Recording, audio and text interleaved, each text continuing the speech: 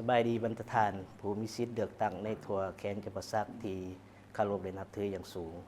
ข้าพเจ้าอนุสักดิ์จันทประเสริฐกรรมการพรรคแขวงสมาชิกสภาส่วนแขวงคณะประจำสภาส่วนแขวงประธานคณะกรรมการเศรษฐกิจแผนการเงินสภาส่วนแขวงผู้สมัครรับเลือกตั้งเป็นสมาชิกสภาแห่งชาติประจำเขตเลือกตั้งที่15แขวงจำปาสักลำเบอร์10ก่อนอื่นข้าพเจ้าขอแสดงความหูบุญคุณ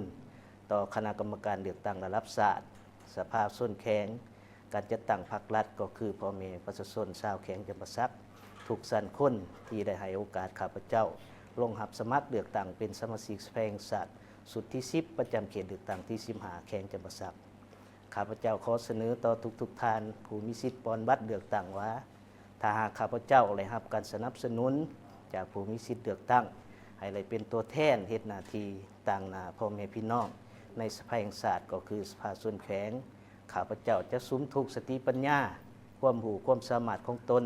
เข้าในการปฏิบัติหน้าที่เวียกงานก็คือการปฏิบัติสิทธิหน้าที่ตามที่ได้กำหนดไว้ในกฎหมายและนิติกรรมใต้กฎหมายให้สมกับความไว้เนื้อเชื่อใจของพ่อแม่พี่น้องค้นคว้าพิจารณาปัญหาสำคัญพื้นฐานของศาสตร์ก็คือของท้องถิ่นและติดตามกวดกาสุกอยู่การจัดตั้งปฏิบัติรัฐธรรมนูญกฎหมายและนิติกรรมใต้กฎหมายของรัฐบาลคณะกรรมการปกครองแขวงศาลประชาชนองค์การประชาชนในแต่ละระยะ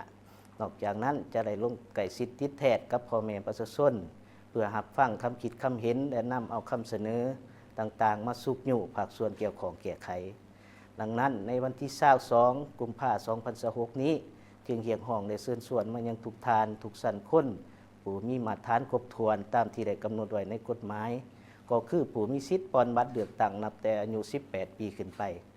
จงได้พร้อมกันออกมาใส่สิทธิ์เลือกเอาผู้แทนของตนเพื่อเฮ็ดหน้าที่ในการเป็นตัวแทนแห่งสิทธิ์และผลประโยชน์ของบรรดาทานข้าพเจ้าในนามผู้สมัครเบอร์10ขอฝากความหวังไว้กับพี่น้องจงได้พิจารณาให้โอกาสข้าพเจ้าได้รับใช้ในสภาแห่งชาติสุดที่10ด้วยวิธีการลงคะแนนเสียงหักษาไว้บวกขีดเอาเบอร์10ออกขอขอบใจ